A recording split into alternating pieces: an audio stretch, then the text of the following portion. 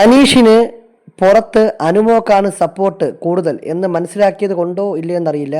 അനാവശ്യമായിട്ട് ഒരു കാര്യവുമില്ലാതെ കണ്ടന്റ് ഉണ്ടാക്കുകയാണ്. ഇപ്പോൾ തന്നെ നോമിനേഷൻ ചെയ്യുന്ന സമയത്ത് അനീഷ് ഒന്ന് മൂത്രമൊഴിക്കാൻ പോയ ടൈമിൽ നെവിൻ അനീഷിനെ മൈക്കെടുത്ത് മാറ്റി ആ ലിവർ റൂമിലുള്ള ടേബിളിൽ വയ്ക്കുന്നു. തിരിച്ചിറങ്ങിയ അനീഷ് മൈക്ക് കാണാത്തത് കൊണ്ട് ഭയങ്കരമായിട്ട് ചൂടാവുകയാണ്. അപ്പം നെവിൻ കാര്യം പറഞ്ഞു ഇങ്ങനെ ഇവിടെ ഇരിപ്പുണ്ടെന്ന്. അപ്പോൾ ഉടനെ അനീഷിന് ആ മൈക്ക് അനീഷ് എവിടെയാണോ തൂക്കിയിട്ടത് അവിടെ തന്നെ കിട്ടണം. അവിടെ കിട്ടിയിട്ട് ഇനി ബിഗ് ബോസ് വന്നിരിക്കുന്നുള്ളൂ, പറയുന്നുള്ളൂ, ടാസ്ക് ചെയ്യുന്നുള്ളൂ എന്നൊക്കെയാണ് അനീഷ് പറയുന്നത്.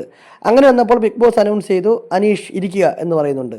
അപ്പോൾ അനീഷ് നോക്കുമ്പോൾ അനീഷ് മൂത്രമൊഴിക്കാൻ പോകുന്നതിന് തൊട്ട് മുമ്പ് ഇരുന്ന സ്ഥലത്ത് ഇപ്പോൾ ഇരിക്കുന്നത് നെവിനാണ്.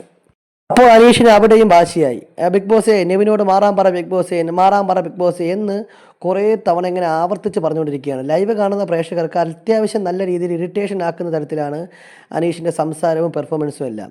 കണ്ടൻറ്റ് ഇല്ല എന്നുണ്ടെങ്കിൽ ഇങ്ങനത്തെ ചീപ്പായിട്ടുള്ള കാര്യങ്ങൾ പിടിച്ച് കണ്ടൻറ്റ് ഉണ്ടാക്കാതെ സീരിയസ് ആയിട്ടുള്ള വിഷയങ്ങളിൽ കണ്ടൻറ്റ് ഉണ്ടാക്കുമ്പോഴാണ് പ്രേക്ഷകരുടെ ശ്രദ്ധ കിട്ടുന്നത്. അല്ലാതെ തൊട്ടതിനും പിടിച്ചതിനും ഒക്കെ ആവശ്യമില്ലാതെ ഒരേ കാര്യം ആവർത്തിച്ച് ഒരു 500 തവണ പറഞ്ഞെന്നും അവിടെ കണ്ടൻറ്റ് ഉണ്ടാവുകയില്ല, പ്രേക്ഷകർക്കൊരു ഇഷ്ടം തോന്നുകയുമില്ല എന്ന് ഇനിയെങ്കിലും അനീഷ് മനസ്സിലാക്കിയില്ല എന്നുണ്ടെങ്കിൽ അനീഷിൻ്റെ ഗെയിം താഴേക്ക് പോകാനുള്ള പോസിബിലിറ്റി കൂടുതലാണ്.